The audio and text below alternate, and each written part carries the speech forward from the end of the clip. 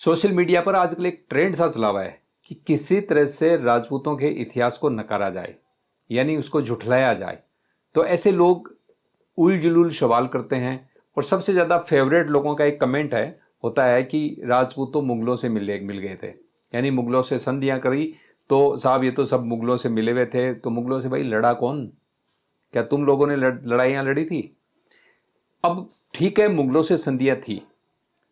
अब बात करते हैं मुगलों से संधियों की। तो मुगलों से जो संधि थी वो राजपूतों की थी अवश्य, लेकिन स्वाभिमान की कीमत पर कभी नहीं थी। जहां भी कभी भी यदि किसी राजपूत के स्वाभिमान को ठेस पहुंची तो उसने तुरंत विद्रोह किया। और भले ही 1 लाख की सेना के सामने 2,000 राजपूत हो, उन्होंने लड़े मरे, लेकिन उन्होंने पीठ नहीं दिखाई। अनेक किस्से इतिहास के अंदर भरे पड़े हैं। ऐसा ही एक किस्सा मैं आज आपको शेयर करता हूं, खंडेला के राजा केसरी सिंह जी का। खंडेला के राजा केसरी सिंह जी के पिता बहादुर सिंह जी, उन्होंने भी औरंगजेब से विद्रोह किया था और केसरी सिंह जी ने भी विद्रोह किया था। हुआ क्या कि खंडेला के राजा बहादुर सिंह जी के निधन के बाद केसरी सिंह जी राजगद्दी पे बैठे। तो गद्दी पर बैठने के बाद सबसे पहले तो केसरी सिंह जी ने अपनी सारी की सारी व्यवस्थाएं अपने हिसाब से की कि जहां जहां अपने जो विश्वास पात्र लोग थे उनको नियुक्तियां दी कि भाई कौन क्या काम देखेगा। और उसके बाद वो यहाँ से फ्री होके वो बादशाह औरंगजेब के पास जाकर के फेस हुए। उस समय बादशाह औरंगजेब दक्षिण के अंदर अभियान के ऊपर थे। और आपको पता है कि जब औरंगजेब दक्षिण में गया तो वो दक्षिण का ही होके रह गया, वहां से वापस भी नहीं आ सका, वो इतना वहां पे उलझा हुआ था। तो केसरी सिंह जी ने दक्षिण में जाकर के औरंगजेब से मुलाकात की। अब औरंगजेब को जब पता लगा कि केसरी सिंह जी आए हैं तो उन्होंने उनके जो पिता बहादुर सिंह जी ने जो विद्रोह किया था उसको भुला करके और केसरी सिंह जी का स्वागत किया, उनको खिल्लत प्रदान की, उनको मनसब दिया और उनको एक जड़ाऊ मूठ की तलवार भेंट की। और इस तरह से और उनकी जो राजा की पदवी थी उसको मान्यता दे दी। अब जब मान्यता दे दी, मनसब मिल गए, तो केसरी सिंह जी कुछ वर्षों तक 2-3 साल वहां पे रहे। हालांकि इतिहासकारों ने उनका जो है निश्चित समय नहीं बताया, मैं अंदाजे से बता रहा हूं कि 2-3 साल रहे होंगे वो। उसके बाद उन्होंने जो भी औरंगजेब के जो युद्ध के अभियान थे उनमें उन्होंने भाग लिया, अपनी वीरता प्रदर्शित की, एक छाप छोड़ी कि भाई मैं भी एक योद्धा हूं। लेकिन वहां पर उन्होंने देखा कि औरंगजेब और उसके जो सेनापति थे उनकी जब धर्म विरोधी गतिविधियां दिखी, यानी सनातन धर्म के विरुद्ध में जो उन्होंने गतिविधियां देखी, उनको देख करके केसरी सिंह जी ने वहां से विद्रोह कर दिया। और वो बिना किसी को कारण बताए कि मैं क्यों जा रहा हूं, वो वहां से सीधे के सीधे खंडेला आ गए। और यहाँ की जो रियासत थी उनको कुछ कर देना होता था बादशाह को। तो जो खंडेला रियासत है वो आती थी नारनौल फौजदार के नीचे। यहाँ पर क्या नारनौल, एक नारनौल था और अजमेर था, तो ये सूबे बने हुए थे उस टाइम। तो खंडेला अजमेर और इन सूबों के नीचे आता था। तो नारनौल के अंदर इनका मामला जमा होता था, मामला जिसको आप ये कर कह सकते हो, आज की तारीख में टैक्स कह सकते हो। तो उन्होंने मामला भी जमा नहीं कराया, उल्टा उन्होंने क्या किया केसरी सिंह जी ने कि ये जितने भी जो मुगलों के जो थाने थे और मुगलों के जो खालसा गांव थे जिन पे सीधा उनका प्रशासन था, वहां पे उन्होंने बिगाड़ा करना शुरू कर दिया, मुगल थानों को लूट लिया।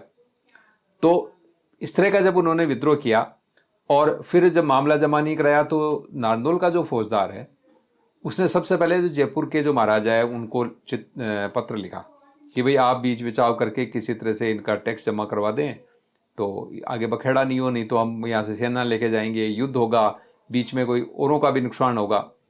तो इससे बढ़िया है कि आप शांति से इनका मामला जमा करवा के निपटा दीजिए।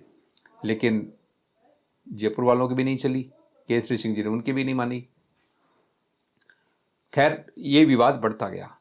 अब जब दो के बीच विवाद होता है तो तीसरा आदमी जरूर फायदा उठाता है। तो केसरी सिंह जी खंडेला से, जो खंडेला रियासत जितनी बढ़ी उसकी थोड़ी सी जलन थी मनोहरपुर राव जी को। तो जो मनोहरपुर के राव थे उस टाइम जगत सिंह जी, उन्होंने मौके का फायदा उठाया कि भाई केसरी सिंह जी ने एक तरफ से बादशाह से बगावत की हुई है और उनके गांव में बिगाड़ा कर रहे हैं, थाने लूट लिए, तो इससे बढ़िया और मौका क्या मिल सकता है। तो उन्होंने भी जो यहाँ के जो फौजदार था अजमेर का, अब्दुल्ला खान उसको उकसाने की कोशिश की कि भाई तुम सेना लेके आओ और इसको दंडित करो। उनका ये था कि भाई अभी मौके का फ़ायदा उठाएं, मुगल सेना आएगी, इनसे राज्य छीन छान लेगी और इनका राज्य का बिगाड़ा होगा। मतलब खंडेला हमसे आगे नहीं बढ़े, हम हमारे बराबरी ने तो हमारी बराबर की बन गई, जबकि वो अपने आप को सोचते थे कि भाई हम मुखिया हैं तो हम ही बड़े रहें। एनीवे, जो मनोहरपुर के राव जी थे उन्होंने एक काम और किया कि ठीक है, बादशाह को तो भड़का ही दिया, इनके घर के अंदर भी कोई ना कोई लफड़ा किया जाए।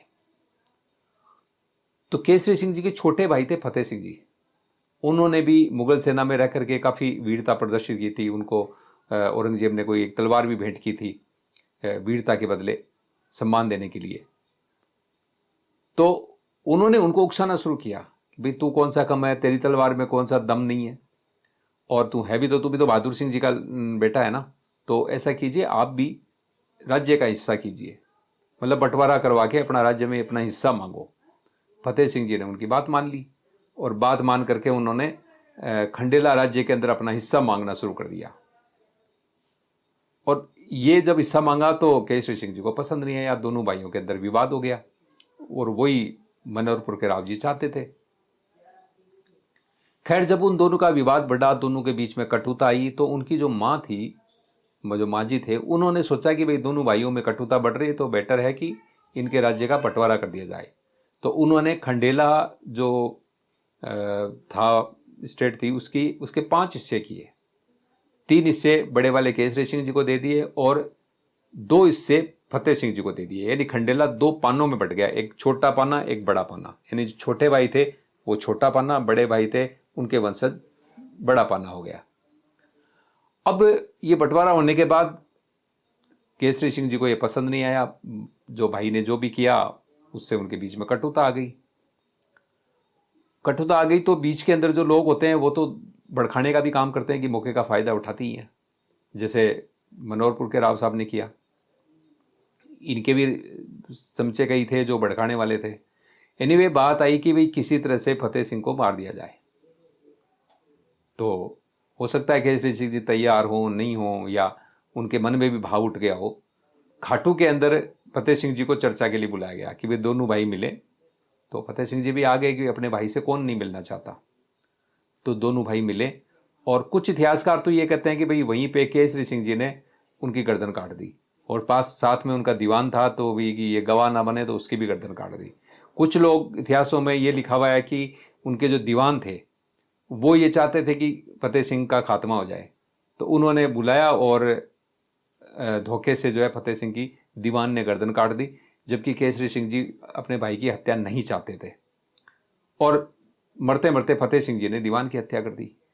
अब वहाँ कोई प्रत्यक्षदर्शी तो था नहीं। इतिहासकारों के मत है, एक इतिहासकार लिखता है कि केसरी सिंह जी ने खुद हत्या की, दूसरा इतिहासकार लिखता है कि भाई वो नहीं चाहते थे लेकिन उनके दीवान ने हत्या कर दी। जो भी है, हत्या तो हुई। और वो होने के बाद में राव साहब जो है मनोहरपुर के, वो अब्दुल्ला को भड़का ही रहे थे। तो इनको दंडित करने के लिए, यानी केसरी सिंह जी को दंडित करने के लिए, अब्दुल्ला जो अजमेर का फौजदार था उसकी खुद की जागीर थी टोडा। तो वो टोडा से एक बड़ी सेना लेकर के सांबर तक आ गया। तो जब सांबर पहुंच गया तो इनको सूचना मिली खंडेला में, और उसने दूत भी भेजा कि भाई हम सांबर के अंदर हैं, आपने जो भी मामला वगैरह देना है वो दो और इस मामले को निपटाओ। तो कहते हैं कि केसरी सिंह जी एक बार तो तैयार हो गए थे कि भी 20 लाख रुपए दे देंगे और मामला निपट जाएगा। लेकिन कुछ इतिहासकारों ने लिखा है कि जो मनोहरपुर के राव साहब थे वो गए, उनको कहा कि ये 20 लाख देंगे ना, मैं आपको 40 लाख दूंगा, आप तो इसको निपटा दो, मतलब समझौता मत करो। और इतिहासकारों ने यह भी लिखा है कि केसरी सिंह जी खुद भी समझौता करने के मूड में नहीं थे, क्योंकि उनके मन के अंदर एक तो ग्लानि थी कि मेरे हाथ से भाई की हत्या हुई है या मैं भाई की हत्या का जिम्मेदार हूं। तो वो जाके जीना भी नहीं चाहते थे। तो उनको ये लगा कि ये बहुत बढ़िया मौका है, युद्ध के अंदर मैं अपने प्राणों का बलिदान दे करके अपने अपने पाप दोनों सारे। तो जब समझौता नहीं हुआ और पता लगा कि मुगलों की सेना आ चुकी है, तो उन्होंने भी अपने जो जितने भी शेखावत भाई बंधु थे उनको, उनके जो रिश्तेदारी के गोड़ थे, मिड़तिया राठौड़ थे, उनको उन्होंने रण निमंत्रण भेज दिया कि भाई मेरी सहायता के लिए आप आ जाओ। और ये सारे के सारे जो खापों के जो शेखावत थे सारे ठिकानों से, उनकी छोटी छोटी टुकड़ियाँ, उधर मेड़तिया राठौड़ों की, गौड़ राजपूतों की, इनकी सारों की सारी टुकड़ियाँ आ करके, और केसरी सिंह जी ने जहाँ कैंप किया हुआ था वहाँ पे सब इकट्ठे होकर के एक सेना बना ली गई। और उसके बाद इन्होंने कहा कि भाई ठीक है, हमें अब समझौता ही नहीं करना तो हम इंतजार क्यों करें, चलिए सामने होके सामने ही लड़ेंगे। तो इधर से इनकी सेना खंडेला के पास से निकली और उधर से सांबर से उसकी सेना आई रही थी खंडेला पे अटैक करने के लिए। तो जो तत्कालीन परगना था अमृतसर, उसका गांव पड़ता है एक देवली हरिपुरा, देवली और हरिपुरा, उन दोनों के बीच के अंदर जो मैदान है वहां पे दोनों सेनाओं का आमना सामना हुआ और दोनों सेनाओं के बीच में भीषण और रक्त रंजित युद्ध हुआ। उसके अंदर ये कहा जाता है कि 200 शेखावत या 200 राजपूत वीर वो काम आए। और उसके बाद उस युद्ध में, क्योंकि उनकी सेना बहुत बड़ी थी, ये बहुत कम लोग थे, तो शेखावतों की इसमें हार होती है, यानी केसरी सिंह जी की सेना हार जाती है और कुछ लोग जो है वो पलायन कर जाते हैं वहाँ से। हो सकता है वो, क्योंकि केसरी सिंह जी से भी सारे के सारे लोग शेखावत खुश नहीं थे कि वो जो फतेह सिंह जी और भाइयों का जो बीच में विवाद था, उनकी जो हत्या हुई थी, तो हो सकता है कुछ लोगों ने धोखा भी दिया हो उनको। एनीवे, इस युद्ध के अंदर केसरी सिंह जी की हार होती है और केसरी सिंह जी जबरदस्त घायल हो जाते हैं और घायल होने के बाद में मूर्छित हो जाते हैं। जब उनकी मूर्छा टूटती है तो वो अपने शरीर के का मांस काट काट करके उसमें से खून निकालने की कोशिश करते हैं और एक जगह मिट्टी के अंदर खून मिलाते हैं।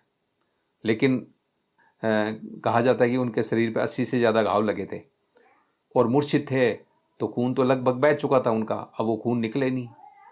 तो उनके एक काका थे अलूदा के ठाकुर साहब मोहकम सिंह जी, वो उनको ये देख रहे थे कि ये क्या कर रहे हैं, वो भी घायल थे, पास में कहीं दूर कहीं पड़े हुए थे।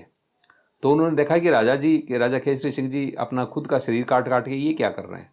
तो वो किसी तरह से वहाँ से घिसटते घिसटते पास में आए और बोले कि आप क्या कर रहे हो ये। तो उन्होंने कहा कि काका जी, मैं अब मरते वक्त धरती माता को रक्त पिंड अर्पित करना चाहता हूँ, लेकिन खून ही नहीं निकल रहा। तो इतना सुनते ही उनके जो काका थे मोहकम सिंह जी, उन्होंने अपने शरीर का मांस काटा और उसमें से खून निकाल करके वो जहाँ मिट्टी में इकट्ठा कर रहे थे वहाँ पे उन्होंने अपना खून मिला दिया।